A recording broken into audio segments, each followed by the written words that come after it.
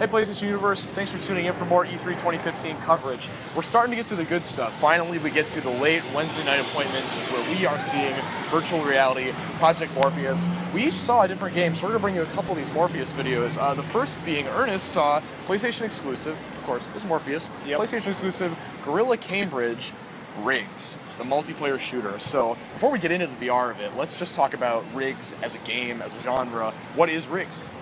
RIGS, it's basically harkens back to Mech Warrior in those games. You're a pilot, first person, shooting other robots or accomplishing other objectives.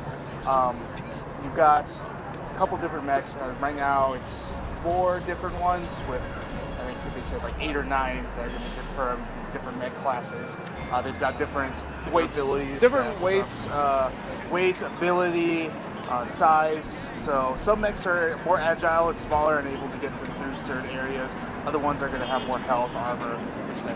Sure. Yep. So it is a traditional multiplayer arena shooter with that mech action. So tell us about the input first of all. They put the Morpheus on your head.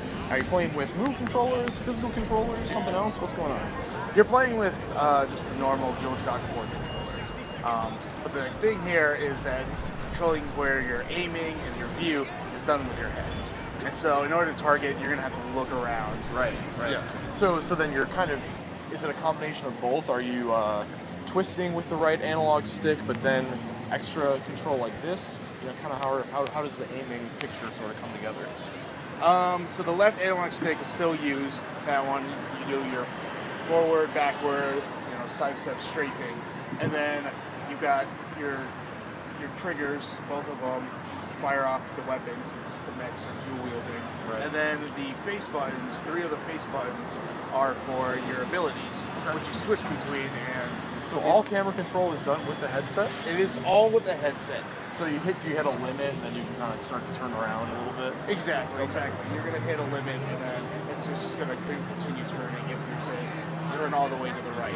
It is really interesting control. It takes a little bit getting used to. Yeah, but I mean, it's one of these things where nobody really knows how VR works, so were you able to adapt to that situation pretty quickly? For me, yeah, it was just really easy. Just, okay, look, oh, there's an enemy. There's a little bit of auto-aiming to help you, and then you shoot them out of the sky. Yeah. Which you did. Did you do well? I did do well. Nice. So the game mode I played, can't exactly remember, it's sports design, where you have to get 3 kills, and once you've got 3 kills, you're supercharged. That doesn't unlock any ability, but allows you to go through this hoop in order to score points for your team. And there's a lot to cover in terms of Morpheus and the VR experience itself, so how did it feel to be in that space? Did you feel, as the Oculus people might say, the magic of presence? And was it the kind of thing that you could play for hours on end, or were you starting to feel a little queasy? I mean, what was kind of those feelings you were going through?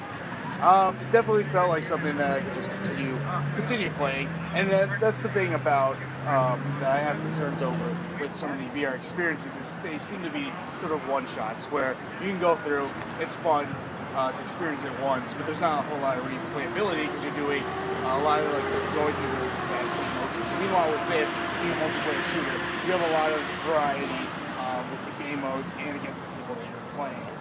And real quick, the last point. How did Morpheus change that experience? I mean, what was it like being in that space? Just being able to look through that cockpit, that you weren't just looking in this window, that you were able to look up and down. When you die, you eject up, and you can look down at the arena below. The only time that I did get sick is that I broke the game somehow. I've been breaking like 3 or 4 games this week. The wrecking ball. Yeah, maybe I should go into QA. But yeah, it launched. It was when I died and was launched into the air, and I was not able to control it at all, and I just started spinning.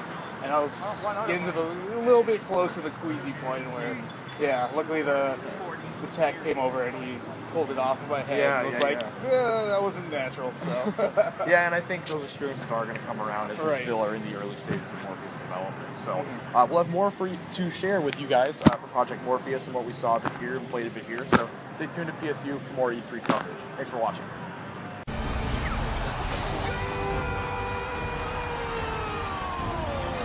An unbelievable contest! What a classic!